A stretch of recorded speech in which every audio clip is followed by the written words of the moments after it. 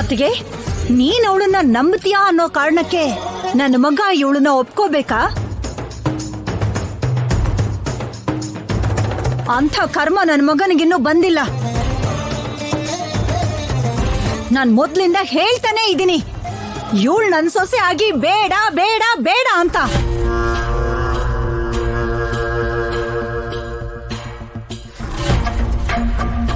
ಇವತ್ತು 4 ಗೋಡೆ ಮಧ್ಯ ನಡೆದಿರೋದು ನಾಳೆ ಹೊರಗ್ ಗೊತ್ತಾದ್ರೆ, ನಿನ್ನ ಸೊಸೆ ಮತ್ತೊಬ್ಬ ಗಂಡಸಿನ ಜೊತೆ ಓಡಾಡ್ತಿದ್ದಾಳೆ ಅಂತ 4 ಜನ ಮಾತಾಡಿದ್ರೆ ನಾನ್ ತಲೆ ಎತ್ಕೊಂಡು ತಿರ್ಗಕ್ಕಾಗತ್ತಾ?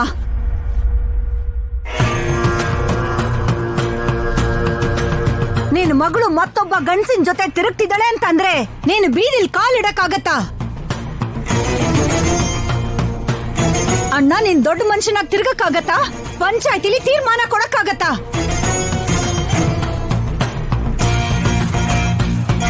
ಅಷ್ಟು ದೂರ ಯಾಕೆ? ಮನೇಲೆ ಸರಿ ತಪ್ಪು ಅನ್ನೋದನ್ನ ಹೇಳೋಕ್ಕಾಗತ್ತಾ?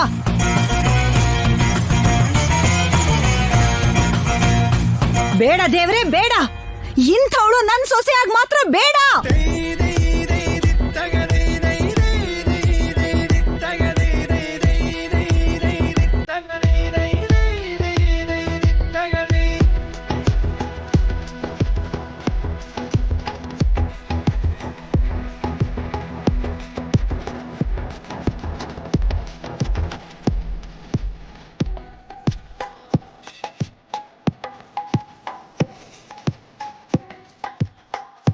ದೊಡ್ಡಪ್ಪ,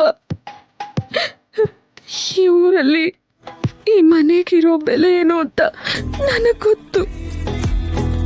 ನಿಮ್ಗಿರೋ ಗೌರವ ಏನು ಅಂತ ಕೂಡ ನನಗೆ ಗೊತ್ತು ದೊಡ್ಡಪ್ಪ.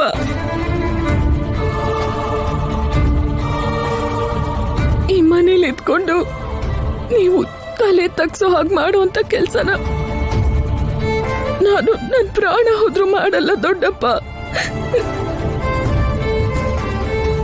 ದೊಡ್ಡಪ್ಪ, ನನ್ನ ನಂಬಿ, ನಾನು ಯಾವ ತಪ್ಪು ಮಾಡಿಲ್ಲ.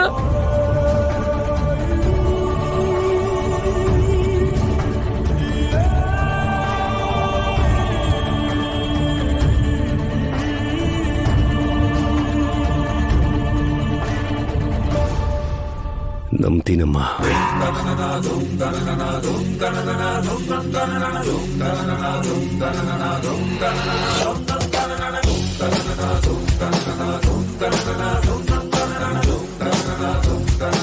ಇಡೀ ಪ್ರಪಂಚ ನೀನ್ ತಪ್ಪು ಮಾಡಿದೀಯ ಅಂತ ನಂಬಿದ್ರು ಕೂಡ ನೀನೇನು ಅಂತ ನನಗೆ ಗೊತ್ತು.